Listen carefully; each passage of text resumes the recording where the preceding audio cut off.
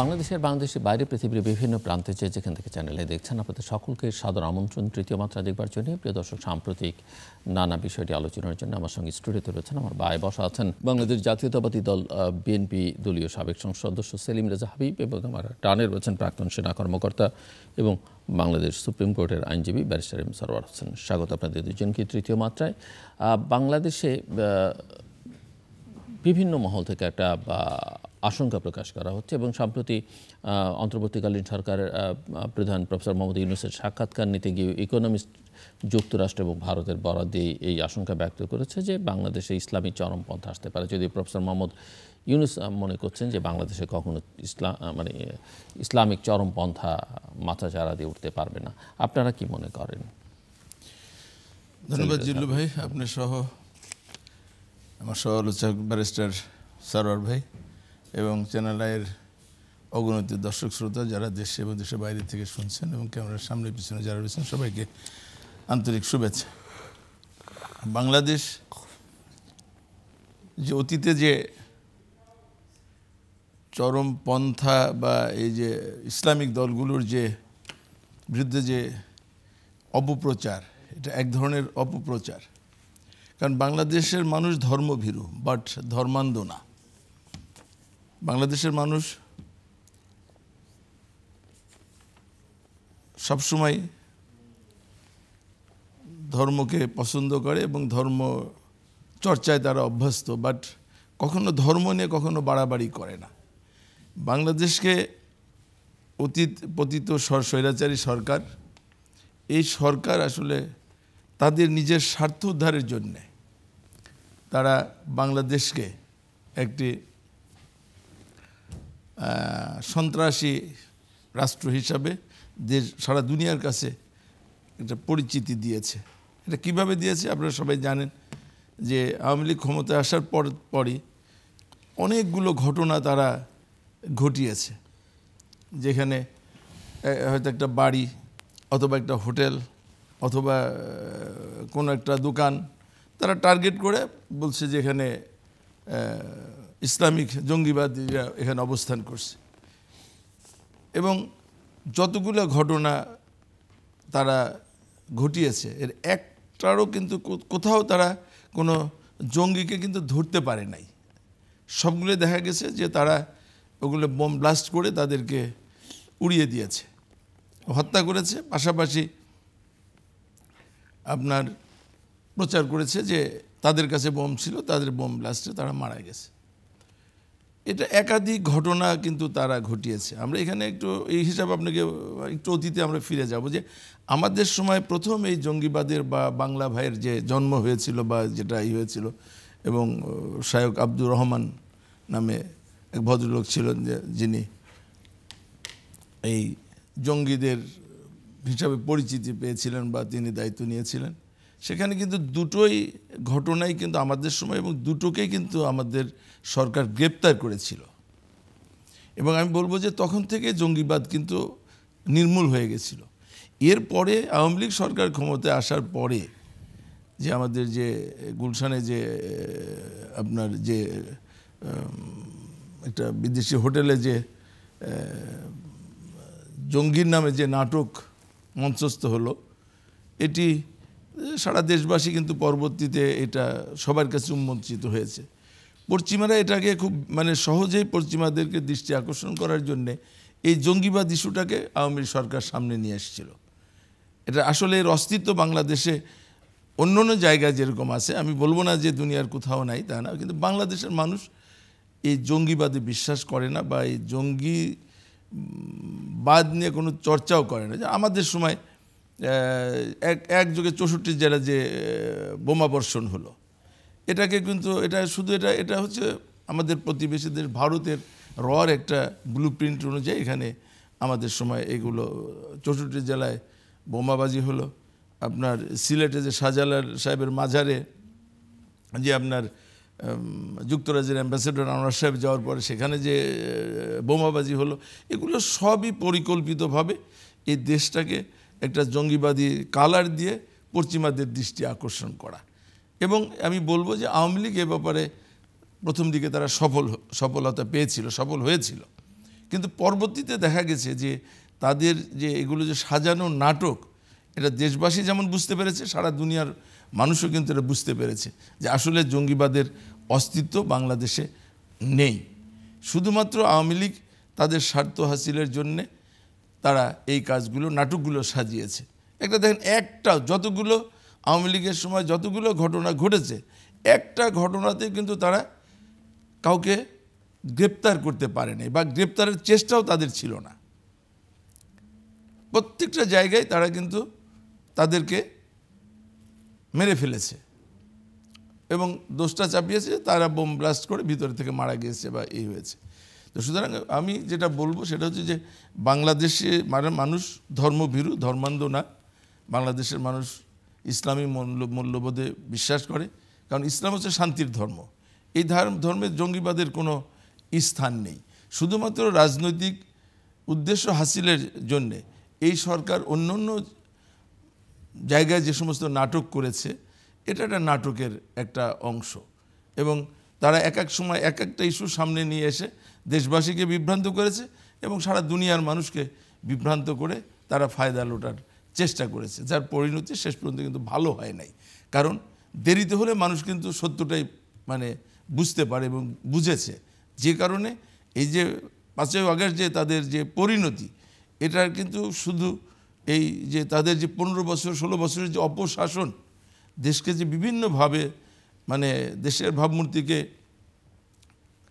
বিদেশিদের কাছে বিলিয়ে দেওয়া বা নষ্ট করা, প্রতিবেশী দেশের প্রেসক্রিপশন অনুযায়ী চলা এবং তাদের কাছে দেশের স্বাধীনতার সার্বভৌমত্বকে বিকিয়ে দেওয়ার জন্যে ভারত যেভাবে তাদেরকে ব্লুপ্রিন্ট দিয়েছে সেটা তারা বাস্তবায়ন করে ইসলামকে শুধু বিতর্কিত করে নেই, দেশকে বিতর্কিত করেন, ইসলামকেও তারা একটি সন্ত্রাসী ধর্ম হিসাবে সারা দুনিয়ার কাছে পরিচিত করার জন্যে তারা কাজ করেছে। এর বাইরে কিছু না। এদেশে আসলে ওই ইসলামী জঙ্গি বলতে যেগুলো বোঝায় সেটা নেই। কারণ হচ্ছে যে ইসলামিক যে কটা দল এখানে আছে তাদের কিন্তু এইরকম রেকর্ড নেই যে তারা নিজেরা এই ধরনের কোনো বোমাবাজি বা কোথাও বাড়াবাড়ি করেছে বা এরকম কোনো নজির কিন্তু তাদের নাই।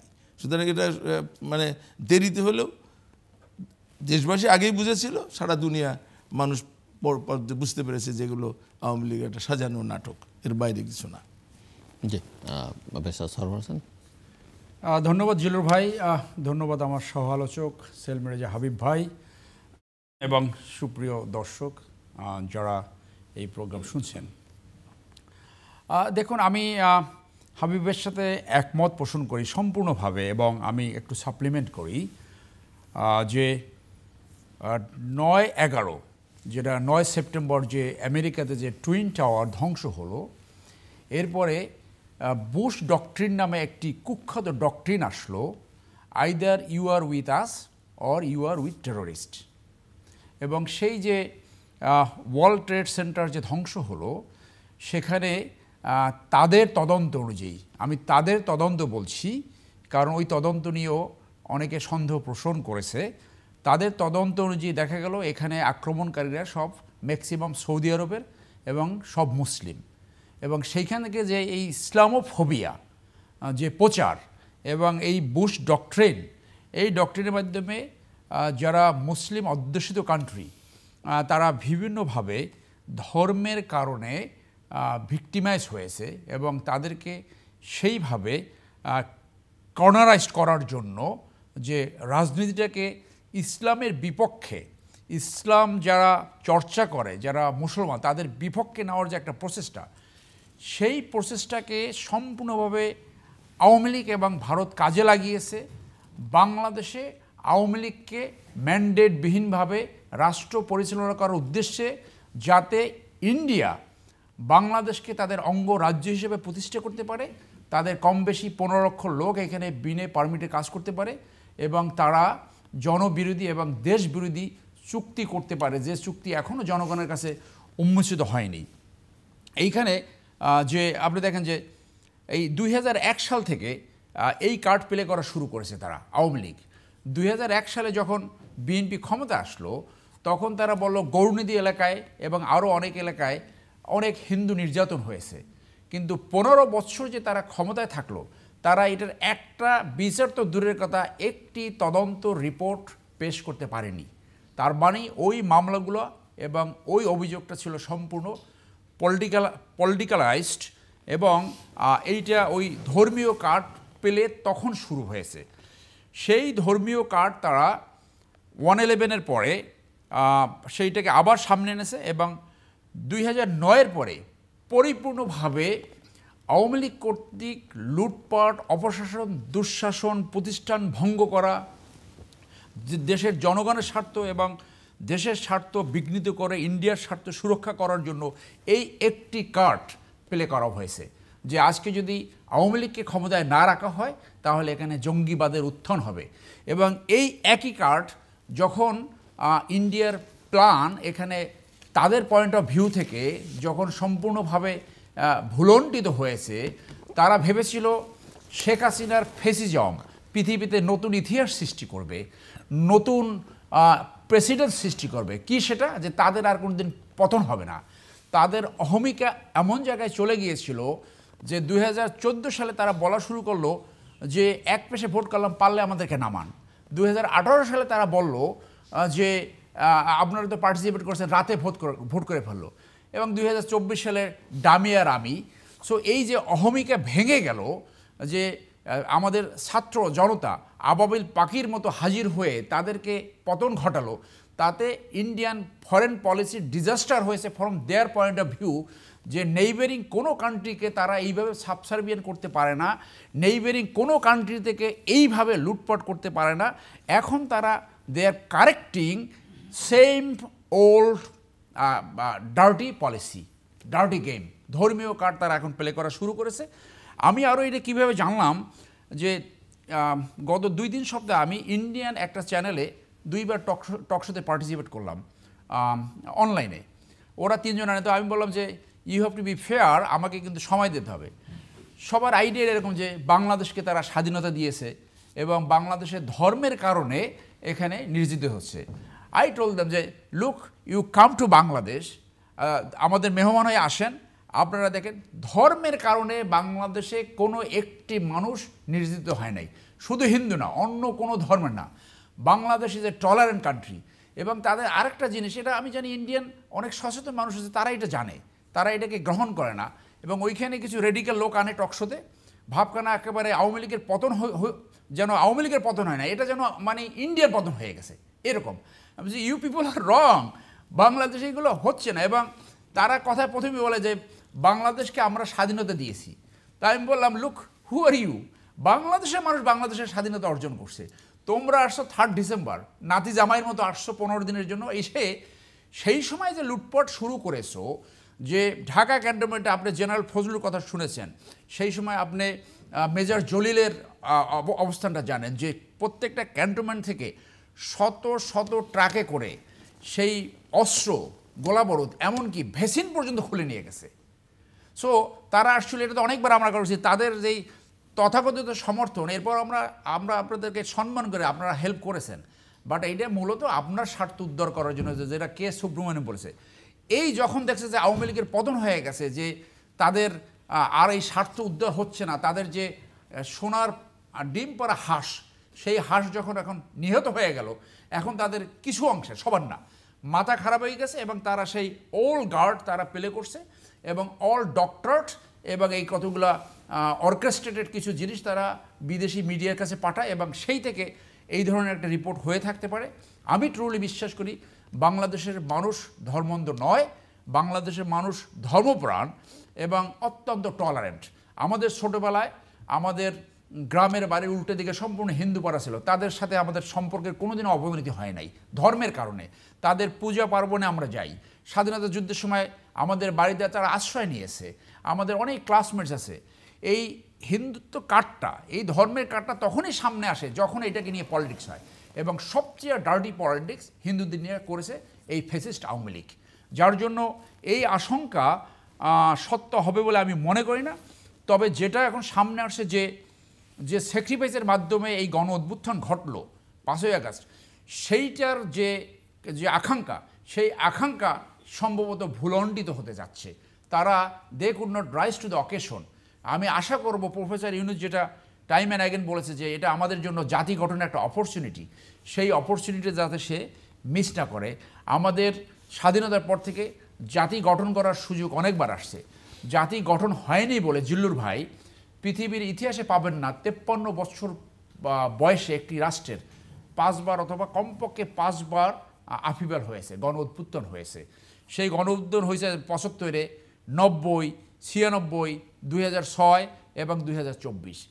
অন্য কোথাও পৃথিবীর এই ইতিহাস পাবেন না। তার মানে কি? তার মানে হলো এখানে জাতি গঠন করার জন্য যে নেতৃত্ব আসার প্রয়োজন ছিল সেই নেতৃত্ব এখন ওই জাতি পায়নি। যে সমস্ত জাতি গঠন হয়েছে সেখানে কোনো না কোনো প্যারামাউন্ট নেতা আসছে, তারা জাতি গঠন করছে এবং রাজনীতিকে সঠিক জায়গায় নিয়ে গেছে। যে রাজনীতির ভিতরে দুর্বৃত্তায়ন করে, অনৈতিকতা করে, রাজনৈতিক পজিশন ব্যবহার করে জনগণের সম্পদকেও লুট করতে পারে নাই। আমার একটা ধারণা সৃষ্টি হয়েছে বাংলাদেশে সম্ভবত কোনো দুর্নীতির মামলা আর হবে না, কোনো দুর্নীতিবাজের বিচার হবে না। এখন পর্যন্ত একটি দুর্নীতিবাজের বিচার বাংলাদেশে হয়নি, যার জন্য কিছু দুষ্ট পলিটিশিয়ানদের মাথার ভিতরে ঢুকে গেছে যত খুশি লুটপাট করো, 2 দিন জেল খাটবে, 2টা মামলা হবে, একসময় মামলা প্রত্যাহার হয়ে যাবে। সো এই জায়গাটা, এইগুলো আমাদের রিফর্মস করা দরকার এবং সবচেয়ে বড় রিফর্মস প্রয়োজন within the political party. Political পার্টির ভিতরে রিফর্মস করতে হবে যাতে তারা জন আকাঙ্ক্ষা ধারণ করতে পারে। যে বিপ্লবে এই যে এত বড় স্যাক্রিফাইস হলো, এইটাকে তারা সামনে এনে যাতে জাতি গঠনে অংশগ্রহণ করতে পারে। পৃথিবীর 2টা দেশে এখন পর্যন্ত আমার জানা মতে গণ উদ্বুত্থান হয়নি, একটি হলো ব্রিটেন আর একটা ভারত। ব্রিটেনে গণ উদ্বুত্থান হয় নাই, ব্রিটেনের পলিটিক্যাল পার্টিগুলো সবসময় জন আকাঙ্ক্ষা ধারণ করে পলিটিক্যাল মুভ, পলিটিক্যাল কৌশল তারা পরিবর্তন করে, যার জন্য সেইখানে হয় না। আর ভারতে বিকজ অফ দ্য ডাইভার্সিটি এক ধরনের গণতান্ত্রিক প্রক্রিয়া চালু আছে এবং এই গণতান্ত্রিক প্রক্রিয়া চালুর কারণে গণতন্ত্রের মান যদিও এই হিন্দুত্ববাদী সরকারের সময় নিচে নামছে, কিন্তু এরপরও ডাইভার্সিটি এবং এত বড় দেশের কারণে হয়তো এখানে উদ্বুত্থান হয় নাই। বাট হিন্দুত্ববাদী সরকার যেভাবে পরিচালিত হচ্ছে, যেখানে তাদের মিডিয়ার মান কমে যাচ্ছে, যেখানে রেডিকালাইজেশন অন দ্য রাইজ, সেখানে ভবিষ্যতে হলেও হতে পারে। আবার দেখেন যেখানে কমিউনিজম সৃষ্টি হয়েছে সেই রাশিয়া, সেইখানে কমিউনিজম কিন্তু নাই, কিন্তু কমিউনিজম টিকে আছে কোথায়? চায়না এবং কিউবা। কী জন্য টিকে আছে? কারণ তারা সবসময় জন আকাঙ্ক্ষার সাথে পলিসি অ্যাডজাস্ট করছে, যার জন্য আজকে এই 5ই আগস্টের যে উদ্বুত্থান, এইটা আমাদের মানুষের সামনে বড় একটা সুযোগ আসছে, স্পেশালি পলিটিক্যাল পার্টির সামনে, specially BNP being the one of the biggest political party in this country. তাদের এই সুযোগটা কাজে লাগানো দরকার এবং দলের ভিতরে যারা দুষ্টচক্র আছে, যারা 2001 থেকে 6 যারা দুর্নীতি অভিযোগ করছে, বিচার হোক বা না হোক অভিযোগ রয়েছে, তাদেরকে সরিয়ে জিয়াউর রহমানের মতো ভালো মানুষকে সামনে এনে যদি পলিটিক্স করে, জন আকাঙ্ক্ষা যদি ধারণ করে, তাহলে আমরা মনে করি যে এই বিপ্লব সফল হওয়ার একটা অপরচুনিটি হবে। কারণ হলো যে আপনি দেখেন যে এই সংস্কারগুলো যেটা হয়েছে, এই সংস্কার যে ইমপ্লিমেন্ট হবে তার কোনো গ্যারান্টি নাই। 90 সালে যে 3 দলের রূপরেখা ছিল সেটা তো ইমপ্লিমেন্ট হয়নি, যার জন্য এই যে সংস্কার, কাগজের সংস্কার, এই কাগজের সংস্কার ইমপ্লিমেন্ট করার দায়িত্ব পড়বে ইলেক্টেড সরকারের উপরে। তারা যদি এইভাবে মডিফাইড না হয় তাহলে এই সংস্কার ওই 3 জোটের রূপরেখার মতো কাগজের এর বাইরে কিছু হবে না। বিএনপি কি মডিফাইড? বিএনপি কি প্রস্তুত বা এই চিন্তার সঙ্গে একমত যেটা উনি বলছেন যে বিএনপির তো আসলে করতে হবে? যদি ধারণা করা হচ্ছে যে বিএনপি হয়তো ক্ষমতা যদি নির্বাচন হয়, না হলে তো অন্য কথা।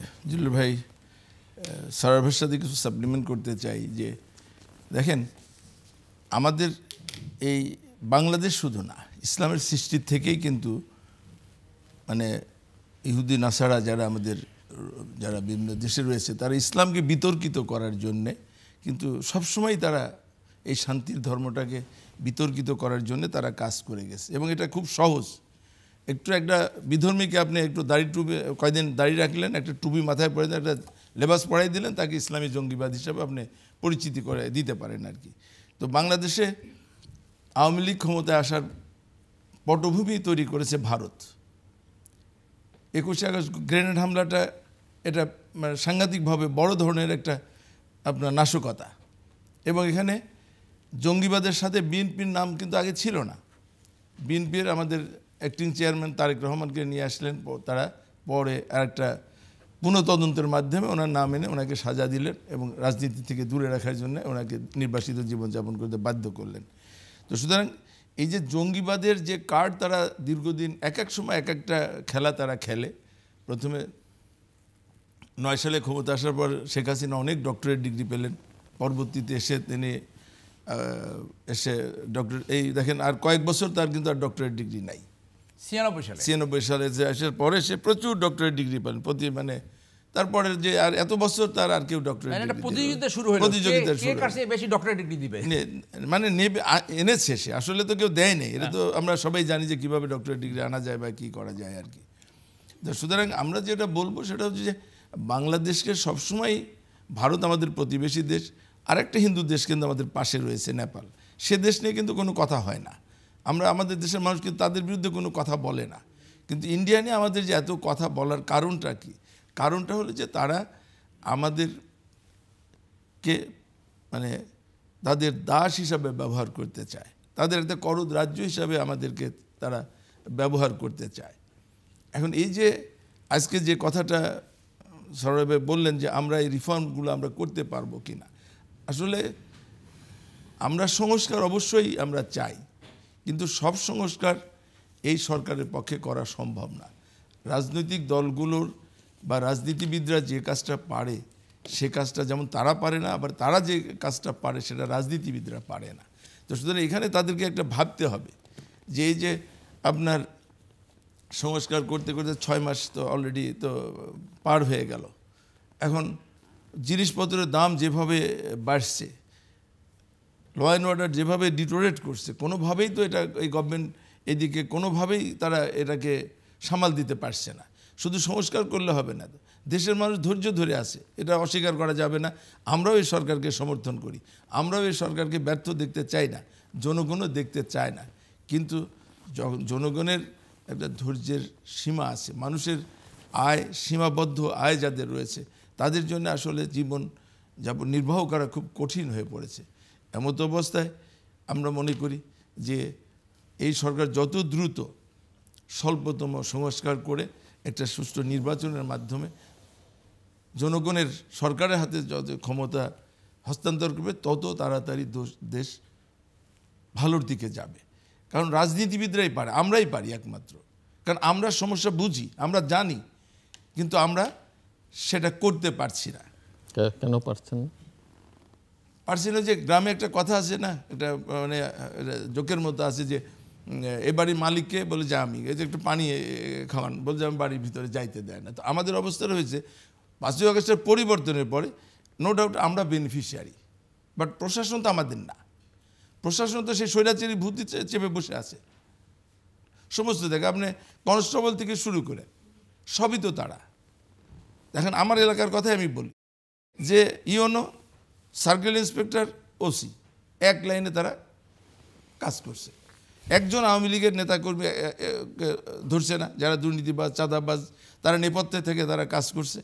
2-1জনকে যদি ধরেও এমন একটা ধারায় চালান দেয় যে পরের দিনই জামিন নিয়ে আসে। যদি জিজ্ঞেস করা যায় বলে স্যার মামলা নেই, কোন ধারায় দেবো? তো আমরা বলছি আমাদের যে সমস্ত ধারায় দিয়েছেন তখন মামলা কোথায় পেয়েছে? আপনারা নিজেরা বাদী হয়েছেন অথবা বিশেষ ক্ষমতা এনে দিয়েছেন, এখন আপনারা পারছেন না। আমার এলাকা আপনারা জানেন যে প্রত্যেকটা এলাকায় কিছু কিছু জিনিস আছে যেগুলো জনগণের বিপক্ষে, জনগণ যেগুলো চায় না সেই কাজগুলোকে তারা উৎসাহিত করছে। তো এখানে যে কথাটা আমি বলছি যে আমরা রিফর্ম অবশ্যই রাজনীতিবিদদের কাজ, এটা তাদের কাজ না। তো যতক্ষণ পর্যন্ত না আপনার এই রিফর্মগুলো তারা না করবে, শুধু যদি সংস্কারের দিকে থাকে, দ্রব্যমূল্যের যে সিন্ডিকেট, এখন কয়েকদিন আগে দেখলাম একজন উপদেষ্টা বলেছেন যে এইটা এই সিন্ডিকেট ভাঙা অত্যন্ত মানে কঠিন কাজ, এটা ভাঙা সম্ভব না। যে এটা ভাঙা সম্ভব না ওনারা যত সহজে বলতে পারেন, রাজনীতিবিদরা কিন্তু এত সহজে এই কথাগুলো বলার সুযোগ রাজনীতিবিদদের নাই, কারণ রাজনীতিবিদরা জনগণের কাছে তাদেরকে জবাবদিহি করতে হয়। আজকে যে জায়গাগুলো আমি বলবো যে ওনাদের প্রথমেই যে কাজগুলো করা দরকার ছিল সেই কাজগুলো করেন নাই। ওনাদের প্রথমেই করা উচিত ছিল ক্ষমতা আসার পরে অন্তত সচিবদের অন্তত তাদের মন্ত্রণালয়গুলো অন্তত ওনারা চেঞ্জ করে দিতে পারতেন। কারণ আমি একটা মন্ত্রণালয়ে 2-3 বছর আছি, আমি সব পকেটগুলো জানি। আমি সব পকেটগুলো জানি যে কোথায় কি আছে না আছে, আমার নখদর পড়ে। সুতরাং আমার পক্ষে সাবোটেজ করা যত সহজ, এটা আমি নতুন একটা চেয়ারে বসে কিন্তু সেটা সম্ভব না। ওনারা সেই কাজটা করলেন না। পুলিশের রিফর্ম একটা খুব দরকার, যে কনস্টেবল থেকে মেট্রোপলিটন কমিশনার তো বলেছেন যে 90,000 পুলিশ একেবারে দলীয় ক্যাডার তারা নিয়েছে। তো এই 90,000 পুলিশ প্রত্যেকটা থানায় রয়েছে, তো তাদেরকে সামনে রেখে আপনি কিভাবে আপনি আইন শৃঙ্খলা আপনি সামাল দেবেন? তারা কোনো কাজ করছে না। এখানে তাদের উচিত ছিল যে প্রথমে আমরা যেটা মনে করি যে যেহেতু সমস্ত কনস্টেবলও যদি তাদের হয়, সেটা যদি ওনারা উপলব্ধি করেন বা ওনারা বোঝেন, তাহলে তো কিছু এর মধ্যেই প্রথম মাসেই তো বা 2-1 মাসের মধ্যে তারা তো কিছু সিপাহী নিয়োগ দিতে পারতেন এবং 3 মাস 4 মাস ট্রেনিং দিয়ে তাদেরকে আপাতত থানায় দিয়ে পরবর্তীতে তাদেরকে আবার বৃহত্তর ট্রেনিংয়ে পরবর্তীতে যখন সাফিসিয়েন্ট কনস্টেবল বা সিপাহী নিয়োগ দিয়ে তারপরে করতে পারতেন। কিছু এসআই নিতে পারতেন, কিছু এসআই নিতে পারতেন শর্ট। কারণ ইন্টেরিয়াম গভর্নমেন্ট যেরকম, তো ইন্টেরিয়াম গভর্নমেন্টের আবার এইগুলো সামাল দেওয়ার জন্য তো ইন্টেরিয়াম কিছু কাজও করা দরকার, যেগুলো করলে দ্রুত এই কাজগুলো সামাল দেওয়া গভর্নমেন্টের পক্ষে সম্ভব হতো। এখন আমাদের যেটা, আপনি উপজেলা পরিষদ ভেঙে দিচ্ছেন, পার্লামেন্ট নেই, জেলা পরিষদ নেই, পৌরসভা ভেঙে দিয়েছেন, আপনি ইউনিয়ন পরিষদ রেখে দিয়েছেন, যেটা সবচেয়ে বেশি মানে সমস্যা তৈরি করে, যেটা সবচেয়ে সাধারণ মানুষের সাথে যারা জড়িত এবং যারা তৃণমূলে বিভ্রান্তি সৃষ্টি করার জন্য যারা সবচেয়ে ইফেক্টিভ, আপনি তাদেরকে রেখে দিয়েছেন। এখন আপনার যে সুবিধাভোগী যে কার্ডগুলো যেগুলো আছে, চেয়ারম্যানরাই তো সব কাজ করে মূলত তৃণমূলে, সেখানে তাদেরকে আপনি রেখে চেয়ারম্যান মেম্বারদেরকে রেখে আবার রাজনৈতিক দলগুলোকে এখানে ইউনো সাহেব ডাকছে যে আপনি 20% কার্ড আপনি নেন, জামাতকে ডাকে বলছে যে আপনি 10% নেন, বৈষম্যবিরোধী ছাত্র আন্দোলনকে ডাকছে বলছে আপনি নেন। এইভাবে তারা আর মূল কাজটা তারা চেয়ারম্যান দিয়ে করাচ্ছেন। আর আমাদের যেহেতু এখানে বিভিন্ন রকমের, যে বললাম যে রাজনীতির ভিতরে তো সবাই তো চায় যে তার দলের লোকজন কিছু সুবিধা পাক, এবং যেখানে যেভাবে করা দরকার তারা সেই বিভ্রান্তি সৃষ্টি করে এই এই এই গভর্নমেন্টকেই ব্যর্থ করার জন্য তারা চেষ্টা করেন, যে গভর্নমেন্ট এই জায়গাটা হাত দিচ্ছেন না। প্রত্যেকটা জায়গায় আপনার যে কাজগুলো এই গভর্নমেন্টের করা দরকার ছিল সেই কাজগুলো কিন্তু গভর্নমেন্ট এখনও করছে না। শুধু তারা সংস্কারের ভিতরে থাকার জন্য যে সংস্কার করবে, নির্বাচন কমিশনের সংস্কার যেটা আমরা তো সবাই বুঝি যে কী সংস্কার করতে হবে, সংস্কারের ভিতরে যেটা সেটা হলো যে নির্বাচন কমিশন যেটা, সেটা যদি নিরপেক্ষভাবে তার দায়িত্ব পালন করে, আর কিছু সংস্কার তো কিছু নেই। নির্বাচনটা কন্ডাক্ট করে তারা, এবং আমাদের সংবিধানে বা নির্বাচনে যে ক্ষমতাদারকে দেওয়া হয়েছে সেইটুকু যদি তাদের থাকে, তাহলে তো নির্বাচন কারচুপি করার কোনো সুযোগ নাই। কারচুপি করে হচ্ছে সরকার, যখন দলীয় সরকার থাকে এবং সেই সরকারের অধীনে যদি তাদের নিয়োজিত যদি নির্বাচন কমিশন হয়, তারা তো তার কথা মতোই কাজ করবে। তো এইটার জন্য তো খুব বেশি বোদ্ধা হওয়ার দরকার নেই। যে নির্বাচনগুলো আমরা 90 সাল 91 সালের যে নির্বাচন দেখেছি, 96 দেখেছি, 2001-এ দেখেছি, আবার 2008-এর থেকে দেখলাম, 14 দেখলাম, 18-তে দেখলাম, 24-এ দেখলাম। তো এই যে সংস্কার বলতে যে জিনিসগুলো বোঝে, আপনি সংস্কার নির্বাচন কমিশন তো আওয়ামী লীগ যে পদ্ধতি অনুসরণ করছে, আপনি সেই পদ্ধতিতে নির্বাচন কমিশনের আপনি নিয়োগ দিলেন, তাহলে সংস্কারটা হলো কি? আপনি 10 জনকে হাজার হাজার নাম চাইলেন, জনগণ নাম দিল, আপনি তার থেকে 10 জন সিলেক্ট করলেন, যে 10 জন সিলেক্ট করে আবার তার মধ্যে আপনি 5 জন করলেন, জনগণ তো কিছুই জানলো না আপনি কাকে সিলেক্ট করলেন, কিভাবে সিলেক্ট করলেন। আপনার তো উচিত ছিল যে এই 10 জনের নাম ওপেন দেওয়া এবং তাদের কাছ থেকে বিভিন্নভাবে তাদের সম্বন্ধে জনগণ তাদের মতামত দেওয়ার সুযোগ একটা দেওয়া উচিত ছিল। তারা দিত, তার মধ্যে তখন আপনারা যদি তাও একটা কথা ছিল যে জনগণ এই কমিশনকে নিয়োগ করলো। তো আওয়ামী লীগ এই প্রসেসেই করছে, তো প্রসেসটা ভুল কোথায় হলো?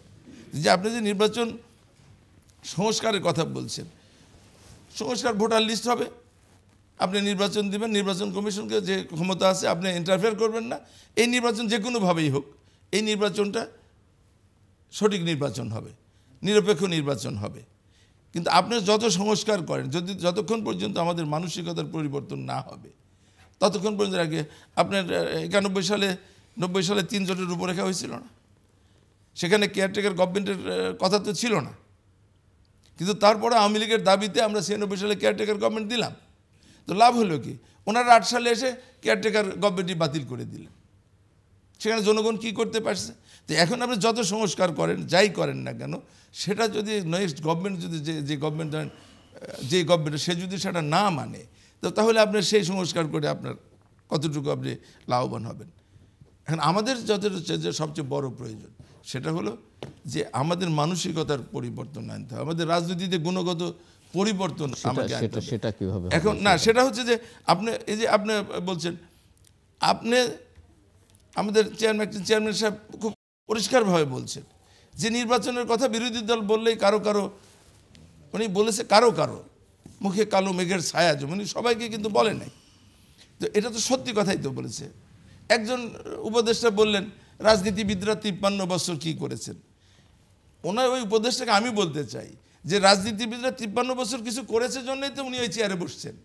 রাজনীতিবিদরা যদি না করতেন তাহলে উনি এই চেয়ারটা উনি কোথায় পেতেন? এই যে তাদের অধ্যত্বপূর্ণ কথা, এই যে তাদের মানে এই কি বলে এটা ওটা বলে ক্ষমতারটাকে মানে সময়টাকে লম্বা করা, এটা জনগণ ভালো চোখে দেখছে না, বেশি দিন দেখবে না। আপনার প্রচ্ছন্ন সহযোগিতায় তারা এখন রাজনৈতিক দল গঠন করছে। তো এই যে রাজনীতি দল গঠন করছে, এটা কি 5ই আগস্টের যে আন্দোলন, যে ছাত্র জনতার যে রায় বা ছাত্র জনতা যে সেখানে কি তাদেরকে ছাত্রদের দল গঠন করার কথা বলেছে? বা তাদের যে দল গঠন করে তারপরে নির্বাচনে যাইতে হবে, এই করতে হবে, এগুলো তো বলে নাই। এখন একটা সরকার যদি নিজে থেকে ব্যর্থ হয়, তার ব্যর্থতার দায় অন্যর ঘাড়ে চাপাইতে পারবে না।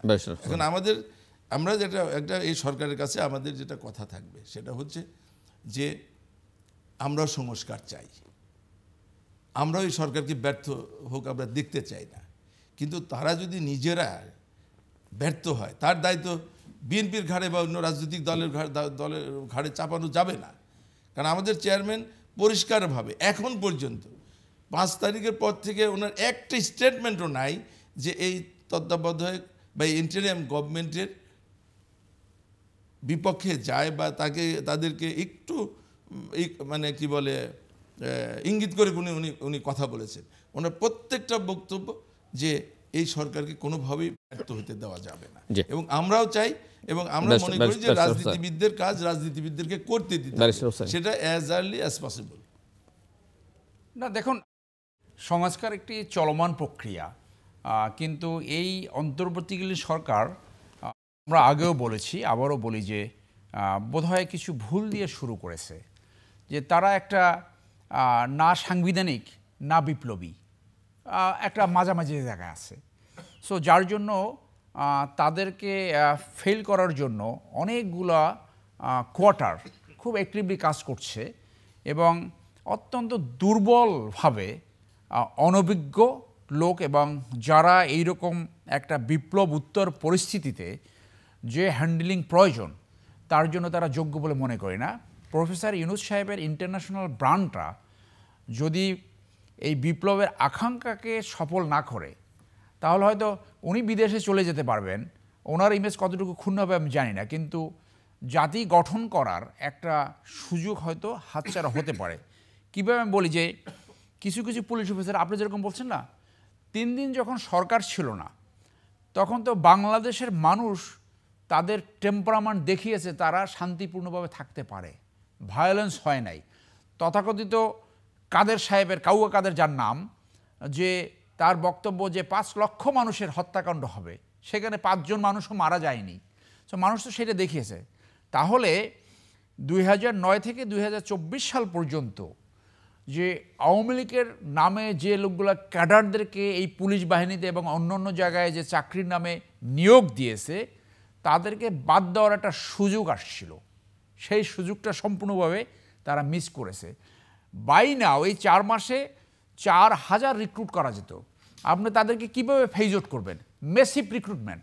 বাংলাদেশে শিক্ষিত জনগোষ্ঠী 4000 কেন বেকার চাইলে পরে আপনি 40,000 রিক্রুটমেন্ট 40,000 রিক্রুটমেন্ট করা যায়, এক্স্যাক্টলি কোনো বিষয় না, মানে প্রতি মাসে সব জায়গা সদিচ্ছার বিষয়, সদিচ্ছা। সো এইটুকু তারা প্ল্যান করতে পারেনি, তারা এই ধরনের একটা সিচুয়েশনে তারা মানে রিফর্মস করবে, মানে কাগজে কলমে যে 2 দিন পরে এটা ডাস্টবিনে চলে যেতে পারে, মানে দ্যাট দে আর নট রিয়ালাইজিং। তাদের প্রায়োরিটি ছিল যে গণহত্যার বিচার। বাইনা অন্তত 100 গণহত্যাকারীর বিচার হওয়া উচিত ছিল, কমপ্লিট হওয়া ছিল। আমেরিকাতে বাইডেনের ছেলের বিচার 1 মাসে হয়েছে না, ট্রাম্পের বিচার 1 মাসে হয়েছে না, সেটাকে তো আমরা শর্ট ট্রায়াল বলি না। আপনি একটা প্রোক্লেমেশন দিয়ে এরকম একটা প্রভিশন আনতেন, প্রোক্লেমেশন এবং সংবিধান একসাথেই কাজ করতে পারতো। সংবিধান এবং প্রোক্লেমেশনের ভিতরে যদি কন্ট্রাডিকশন হতো, প্রোক্লেমেশন উইল রিপিল, সেই প্রোক্লেমেশন দিয়ে আপনি এটা করতে পারতেন। আপনি দুর্নীতির বাইনাও 100 টপ দুর্নীতিবাজের বিচার করতে পারতেন।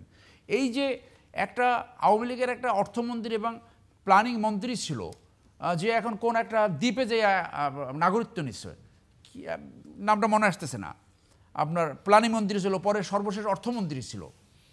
তো সে যে সম্পত্তি বাংলাদেশে রেখে গেছে, এক ব্যারিস্টার তাপসের যে সম্পত্তি আছে, এই কামরুল যে আইনমন্ত্রী ছিল তাদের সম্পত্তি আছে, এই সম্পত্তিগুলো যদি আপনি কোরক করে জনগণের সম্পত্তি জনগণের কাছে ফেরত আনতেন, সেইটা থেকে আপনার যারা নিহত হয়েছে, শহীদ হয়েছে, তাদেরকে আপনি ক্ষতিপূরণ দিতেন, আর আহতদেরকে আপনি পুনর্বাসন করতেন এবং তাদের চিকিৎসা ব্যবস্থা করতেন, তাহলে বুঝতাম যে না তারা একটা কাজ করতে পেরেছে। কোনো কিছুই করতে পারছে না। যে পরিস্থিতি এমন হয়েছে, যারা একসময় আওয়ামী লীগের দোষর ছিল তারা হঠাৎ করে অতি বিএনপি সেজে গেছে। আমি একটা ছোট উদাহরণ দিই। পিরোজপুরে আমার একটা সংবাদ সম্মেলনে হামলা চালাইছিল কিছু সন্ত্রাসীরা, সেইটা সব নিউজ মিডিয়া আসছিল। আমি নিজে মামলা করতে পিরোজপুর সদর থানায় গেলাম।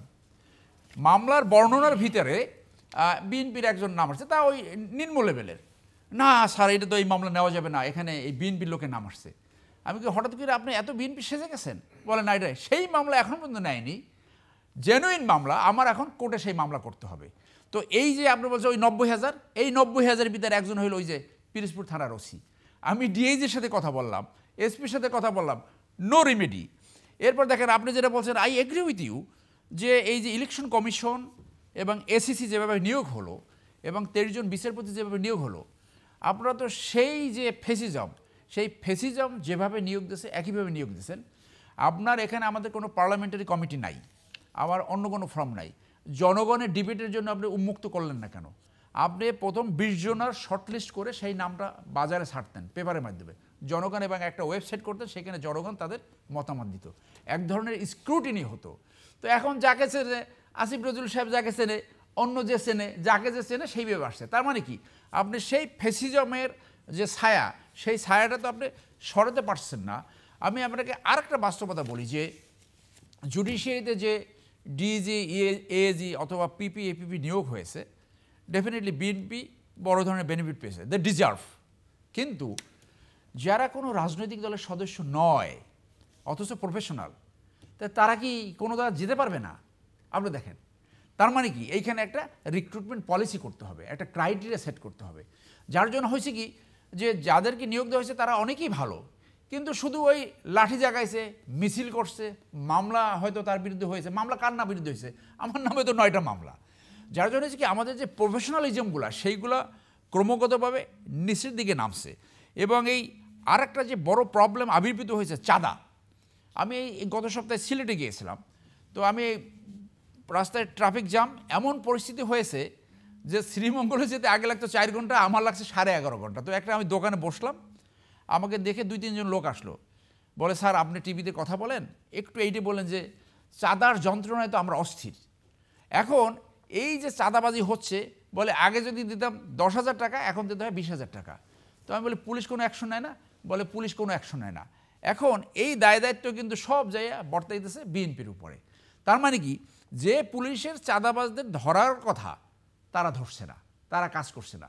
তাহলে ওই যে ফেসিজমের যে ভূত, সেই ভূত কিন্তু এই আপনার এই অন্তর্বর্তী সরকারকে ব্যর্থ করার জন্য ভেরি অ্যাক্টিভ। তারা সেইটা বুঝতে পারতেছে না, এবং এদের ভিতরে মানে half of the members of the advisory committee is just good for nothing. একটা জাস্ট নামলা খাইলো আর কি, ইতিহাসে নামলা খাইলো, উনি অ্যাডভাইজার হয়ে গেল। আর বাকিরা এমন ভয় পেয়েছে, এখন তারা কেউ আমেরিকাতে প্রোটেকশন খুঁজছে, কেউ রয়ের ভিতরে প্রোটেকশন খুঁজছে, এবং বাকিরা বিএনপির ভিতরে প্রোটেকশন খুঁজছে। তো তারা তো আসলে রিফর্মস করতে পারবে না। প্রফেসর ইউনূস সাহেব যে বারবার বলতেছে যে আমরা ব্যর্থ হতে পারি না, উনি সফল কীভাবে হবে সেটার তো কোনো লক্ষণ দেখা যাচ্ছে না কোনোভাবে। সেই জন্য যে তাদের যে রাইজ টু দ্য অকেশন, তারা তো সেই রাইজ টু দ্য অকেশন হতে পারে নাই। 4 মাসে ওই রকম কোনো প্রায়োরিটি জব দেখাতে পারে না। একটা রুটিন জব, যেন একটা গান্ধী টাইপ একটা সরকার, যেন একটা নরওয়েজিয়ান টাইপ একটা সরকার। সো যে মেসিভ অ্যাকশন দরকার ছিল সেই অ্যাকশনের ভিতরে তারা যেতে পারে নাই। ঢাকা শহরের উদাহরণ বলা যায় যে যত মানে নষ্ট গাড়ি, ফিটনেস গাড়ি সব শহরে নেমে গেছে। এটাও তো একটা কুটচাল। আপনি মানে ট্রাফিক জ্যাম কোনোভাবে কমতেই আছে না, মানুষ মুভমেন্টই করতে পারে না। সেই জায়গায় যে বিএনপির নেতৃত্ব, আমি তারেক সাহেবের কথা বলবো যে আমি অনেক সময় তাকে সমালোচনা করেছি, কিন্তু তিনি এখন যেভাবে কথাগুলো বলছেন, আমরা তো এই কথাই শুনতে চেয়েছি, মানুষ তো এই কথা শুনতে চেয়েছে। আমি সর্বশেষে একটা অ্যাকশনের কথা বলি, যেটা I was personally very happy. Siddhirganj থানার একজন সেক্রেটারি একটা বাসের ড্রাইভার ব্রেক করার জন্য তার উপরে চড়াও হয়, পরে সে তার কিছু কর্মী ডেকে সেই বাস ভাঙে। সো এইটা মিডিয়ায় আসছে। তো আমি মনে মনে এক্সপেক্ট করতেছিলাম যে খুব দ্রুত এর বিরুদ্ধে একটা অ্যাকশন নেওয়া দরকার, অ্যান্ড ঠিকই 24 ঘন্টার ভিতরে তার ভিতরে অ্যাকশন হয়েছে। তো এখানে আশঙ্কার জায়গাটা হলো যে দেখা যাবে কখনো না কখনো আবার 3 মাস পরে তার এই যে আপনার তাকে যে এখান থেকে অব্যাহতি দিয়েছে সেইটা প্রত্যাহার হবে। এই ধরনের যে উচ্ছৃঙ্খল লোক, তাদের বিরুদ্ধে যে যেখানে করবে তার বিরুদ্ধে ব্যবস্থা নিতে হবে। এই কথাগুলো জনস্বার্থে এবং দেশের সাথে আসে যখন তারেক সাহেব বলে দ্বিকক্ষ বিশিষ্ট আইনসভা, প্রধানমন্ত্রীর টার্ম 2 বারের বেশি হবে না, উনি ওনার বার্থডে পালন করেনি। কিন্তু এই সাথে যদি এগুলোও করতে পারে যে দলের ভিতরে জবাবদিহিতা, 2001 থেকে 6 পর্যন্ত যারা দুর্নীতি করেছে তাদের বিরুদ্ধে যদি উনি ব্যবস্থা নিতে পারে, যাদের এই যে আঙ্গুল ফুলে কলা গাছ হয়েছে, হঠাৎ করে দেখা গেল 200-300 ফ্ল্যাটের মালিক হয়ে গেল, দলের ভিতর থেকে যদি দুর্নীতি করতে পারে, আর একটা দুর্নীতি নিবারণ করতে পারে। আর একটা জিনিস হলো যে দলের ভিতরে জবাব দিয়ে দেয়, যেটা অনেকে এখন বলার চেষ্টা করছে যে জামাতের কোনো একটি লোকের বিরুদ্ধে কোনো এই অভিযোগ আসছে না, চাঁদাবাজি অথবা ক্ষমতার অপব্যবহার অথবা এরকম দুশ্চরিত্র কাজ, চরিত্রহীন কাজ।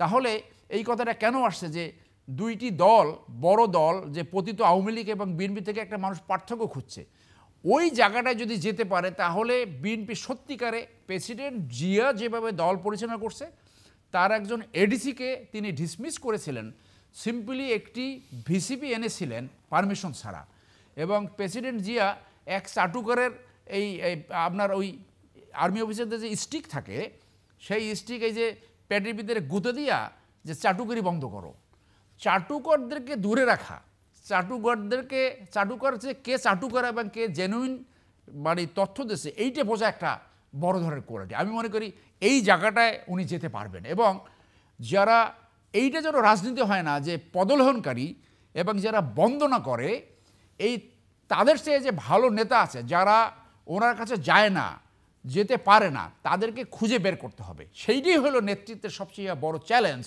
যে আপনি সঠিক মানুষকে সঠিক জায়গায় আনতে পেরেছেন কিনা। এইটাও আমাকে আকর্ষণ করে যে আজকে একটা পেপারে আমরা দেখলাম যে এমপি হবে সে পদে থাকতে পারবে না, এই যে এক পদ এইগুলা।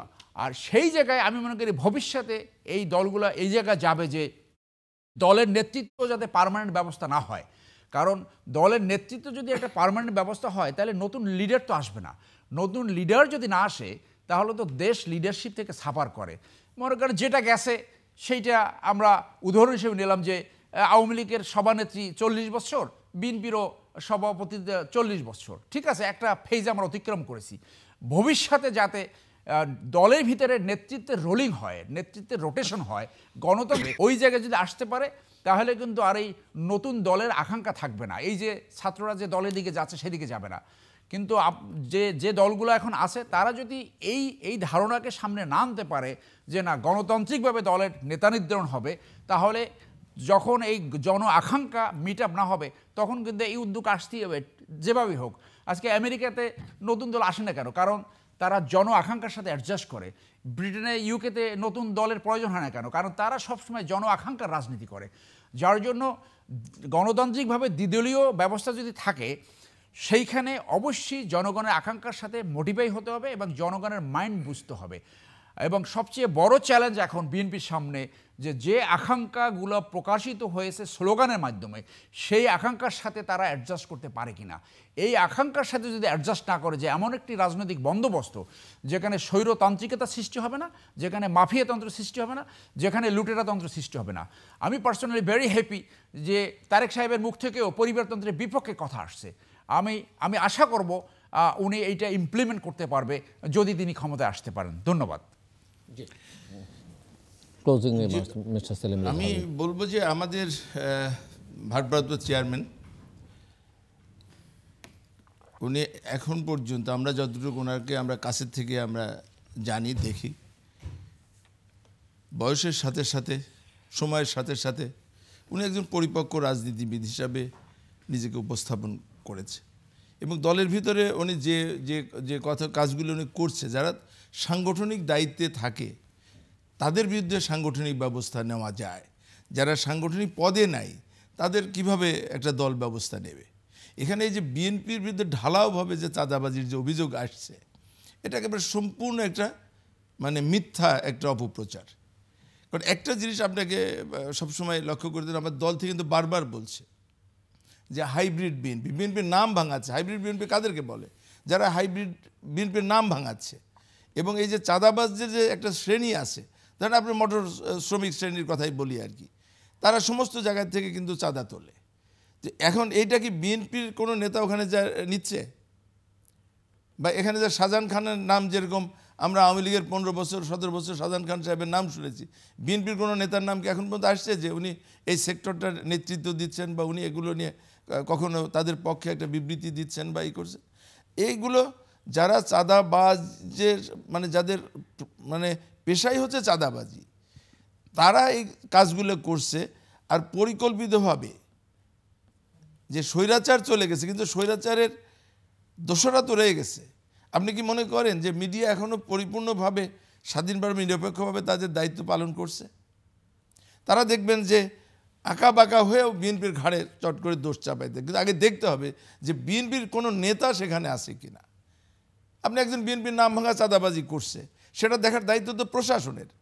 আমরা দলের, আমার চেয়ারম্যান সাহেব দলের যারা যখন যে কোনো মানে সংগঠন বিরোধী বা দলের সিদ্ধান্তের বাইরে যায়, যখন কোনো বা পাবলিক ইন্টারেস্টের বাইরে যে যখনই কাজ করছে, তাদের বিরুদ্ধে উনি তাৎক্ষণিকভাবে ব্যবস্থা নিচ্ছেন। কিন্তু এর বাইরে যারা যে শ্রেণীটা রয়েছে চাঁদাবাজ বা যারা এই সমস্ত পেশার সাথে যারা জড়িত, আপনি এগুলোকে আপনি দল এগুলোকে কি করবে? এগুলো করবে হলো প্রশাসন। আপনি প্রশাসন যদি কাজ না করে, তখন এগুলোর দায়িত্ব বিএনপির ঘাড়ে চাপাইলে তো হবে না। স্থায়ীভাবে বিএনপি এখন এক বড় দল, এটা সাংগঠনিকভাবে শক্তিশালী অনেক। যে কথা আমি সরোয়ার ভাইয়ের সাথে কথার সাথে এক মানে আমি এইটা বলতে চাই যে বিএনপির নেতাকর্মীরা যদি দলের কমান্ড না মানত, নেতার কমান্ড যদি না মানত, তাহলে তো এই কাওয়া কাদেরের কথা মতো তো 5 লাখ লোক মারা না গেলেও অন্তত 1000 লোক তো মারা যাইত। আমাদের উপরে যে পরিমাণ অত্যাচার হয়েছে, আমার উপরে 2 বার আমাকে হত্যা করার আমি টার্গেটে ছিলাম, আল্লাহ রাব্বুল আলামিন আমাকে বাঁচিয়েছে। এরকম বহু লোক আমরা মানে মৃত্যুর দ্বার প্রান্তে থেকে আমরা ফিরে আসছি। তো এরপরে তো আমরা তো প্রতিহিংসা পরায়ণ হই নাই। আপনারা দেখেন যে এই জায়গাতে এই বিএনপির নেতাকর্মীরা এই জায়গায় দলের সিদ্ধান্ত অমান্য করে এই কাজগুলো করেছে এবং চেয়ারম্যান যে কথাগুলো প্রত্যেকটা নেতাকর্মী কিন্তু তার কথা ফলো করছে। আপনি যেরকম আপনার নির্বাচনী এলাকার উদাহরণ দিলেন, আজকে আমি সন্ধ্যার সময় আমার নির্বাচনী এলাকা থেকে এসেছি। ডিসিএসপি তারা অসহায়। আপনার শুধু জেলার ডিসি এবং এসপি চেঞ্জ হয়েছে, ডিসি অফিসের এডিসি সব রয়েছে, নিচের দিকে সব রয়েছে, এক ডিসি কি করবে? সে অসহায়। এসপি শুধু চেঞ্জ হয়েছে, নতুন লোক এসপি গিয়েছে, কিন্তু তার তো সবাই তো রয়ে গেছে। তো এগুলো আপনি রেখে আপনি কি করবেন? এখানে বিএনপির ঘাড়ে ঢালাওভাবে দোষ চাপানো। এখন জামাতের সাথে যে বিএনপির তুলনা করেন, বিএনপির সাংগঠনিক যে পরিধি বা তার যে সমর্থকের যে পরিমাণ, সেটা জামাতের তো সেই পরিমাণ না। এখানে তো একটা বড় দল হিসেবে তো বিএনপির ঘাড়ে যা কিছু হচ্ছে বিএনপির, মানে যে যাই করবে, যার কথা না যে কেষ্ট বাটাই চোর। তো এখন এই শুধু বিএনপির ঘাড়ে যে কেষ্ট বাটাই বিএনপি সব করছে, আসলে কিন্তু তাই হচ্ছে বিএনপির ঘাড়ে মানে পরিকল্পিতভাবে, যেমন ভারত আজকে যেভাবে হোক না কেন ঘুরে ফিরে বিএনপির কথাই বলছে, যে বিএনপি এগুলো করছে। সরকারের যত সাথে বিএনপিকে টার্গেট তারেক রহমান চরিত্রহরণ কে করছে? তারেক রহমানের বা জিয়ার পরিমাণের চরিত্রহরণ তো ভারতের করেছে। আজকে কোথায় 18 বছর যে তারা ক্ষমতায় থাকলো, তারেক রহমানের কোনো দুর্নীতির প্রমাণ তারা দেখাইতে পারছে? আজকে 5 দিন হলো ক্ষমতা শেখ হাসিনা পালাইছে, অথচ তাদের বিরুদ্ধে পৃথিবীর এমন কোনো জায়গা নাই যে তাদের বিরুদ্ধে দুর্নীতির সুস্পষ্ট তথ্য মানুষ জানছে না। এতে 2 দিন আগেই যে রূপপুর পারমাণবিক বিদ্যুৎ কেন্দ্র থেকে রাশিয়া যে টিউলিপ জয় এবং এরা যে রাশিয়া থেকে 4 বিলিয়ন পাউন্ড তারা ওখান থেকে রূপপুর পারমাণবিক বিদ্যুৎ কেন্দ্রের থেকে তারা ঘুষ নিয়েছে, কমিশন নিয়েছে। তো এরকম তাদের সত্যিকার অর্থে দেবপ্রিয় ভট্টাচার্য যদি একটা অর্থনৈতিক কমিশন করেছিলেন, এটা যে পরিপূর্ণ রিপোর্টটা আসা উচিত ছিল সামনে। তা আমি যে কথাটা বলবো, যে আমরা আমাদের এই দল জিয়াউর রহমানের আদর্শের গড়া, এবং আমরা আমাদের বর্তমান নেত্রী দেশনেত্রী বেগম খালেদা জিয়া এবং আমার ভারপ্রাপ্ত চেয়ারম্যান তারেক রহমান অত্যন্ত শক্ত হাতে উনি দলটাকে নিয়ন্ত্রণে করে যাচ্ছে, এবং সবসময় উনি কেয়ারটেকার এই ইন্টারিম গভর্নমেন্টকে যাতে ব্যর্থ না হয় সেজন্য চেষ্টা করছি। আমরা আমি একটা সাপ্লিমেন্ট করবো, একটা লাইন বলবো, যে তৃণমূলের এই আওয়ামী লীগারদের মাঠে রেখে আপনি সংস্কার করবেন, আপনি আইন শৃঙ্খলা কন্ট্রোল করবেন, এটা কোনোভাবেই সম্ভব না। আওয়ামী লীগের কয়জন নেতাকে গ্রেপ্তার করছে? তৃণমূলের সমস্ত সকল নেতাকর্মী এলাকায় রয়েছে এবং তাদের এই কালো টাকা তারা ব্যয় করছে। ভারত ওখান থেকে অপপ্রচার করছে, তারা নানানভাবে এখানে না, ওটা তো করছে, ওগুলো তো আমরা সব জানি। কিন্তু সুতরাং এইখানে বিএনপিকে এইভাবে ঢালাওভাবে দোষ দেওয়ার কোনো সুযোগ নাই। আমাদের দলের নেতা নির্দেশ আমরা দিচ্ছে এবং বিএনপির বিরুদ্ধে পরিকল্পিতভাবে অপপ্রচার করছে, এই অপপ্রচার করতে চাই না আমরা, এর সঙ্গে মোটেই আমরা জড়িত না। আপনার public perception matters, perception is stronger than reality. মানে আপনার যদি পারসেপশনটা না বোঝেন, that is the challenge of A leadership, যে আপনি শুধু এই কথা এনাফ না যে এইটা ভুল, নো, ভিজিবল অ্যাকশন দেখাতে হবে। আমি ছোট্ট একটা ইস্যু জিলুবার বলি, 1 মিনিটই বলছি, যে আজকে বাংলাদেশের স্বাধীনতা এবং সার্বভৌমত্বের উপরে যে হুমকি আসছে, সেইটাকে মুক্ত করতে হলে বাংলাদেশকে কিভাবে রয়ের প্রভাব কমানো যায়। আপনি হয়তো নাগরিক দিতে পারবেন না, বলা হয়ে থাকে বাংলাদেশে 1 লক্ষ নাকি পেইড এজেন্ট আছে। এইখান থেকে আমি আপনার মাধ্যমে এইটা আশা করব যে মিনিস্ট্রি অফ ডিফেন্স অথবা এই ইন্টারিম গভর্নমেন্ট, আমরা দেখেছি যে একজন লেফটেন্যান্ট জেনারেল পালিয়ে গেছে, রয়ের 1 নম্বর এজেন্ট তারেক সিদ্দিকী পালিয়ে গেছে। আমি মনে করি যে সশস্ত্র বাহিনীকে সবার আগে মুক্ত করতে হবে এবং একটা হাই পাওয়ার্ড একটা ইনকোয়ারি করে তাদেরকে যারা পালিয়ে গেছে ইন অ্যাবসেন্সিয়া তাদের কোর্ট-মার্শাল করতে হবে, এবং যারা এইখানে এখন অ্যাক্টিভ আছে তাদেরকে খুঁজে বাইর করে বিচার করতে হবে। এয়ারফোর্স একজন অফিসারের বিচার হয়েছে, 10 বছর জেল হয়েছে, এইটা একটা দিন। আরেকটা হলো যে এই যে একটু ওই জায়গাটায় আসি, যে এই মামলা বাণিজ্য, পোস্টিং বাণিজ্য যেগুলো এখন হচ্ছে, পুলিশ স্টেশনে যে কোনো হচ্ছে না, এবং বিএনপির একজন ব্যবসায়িক নেতা হঠাৎ করে বসুন্ধরা গ্রুপকে কেন প্রোটেক্ট করতে নেমে গেল, তাকে সেনাপ্রধানের কাছে নিয়ে গেল, এই কোশ্চেনগুলো কিন্তু সামনে আসতে থাকবে। দর্শক অনুষ্ঠানের শেষ প্রান্তে আমরা সামাজিক যোগাযোগ মাধ্যম ফেসবুক, এক্স এবং ইউটিউবে তৃতীয়মাত্রা লাইভ স্ট্রিম হচ্ছে, আপনারা দেখতে পারেন। টেলিভিশন পর্দায় দেখতে না পারলে যে কোনো সময় যে কোনো স্থান থেকে ইউটিউবে তৃতীয়মাত্রা চ্যানেলটি সাবস্ক্রাইব করে পুরোনো পর্বগুলো আপনারা দেখতে পারেন। ব্যারিস্টার সরওয়ার হোসেন এবং ব্যারিস্টার সালিম রেজা হাবিব, অসংখ্য ধন্যবাদ এই আলোচনা অংশ নেবার জন্য।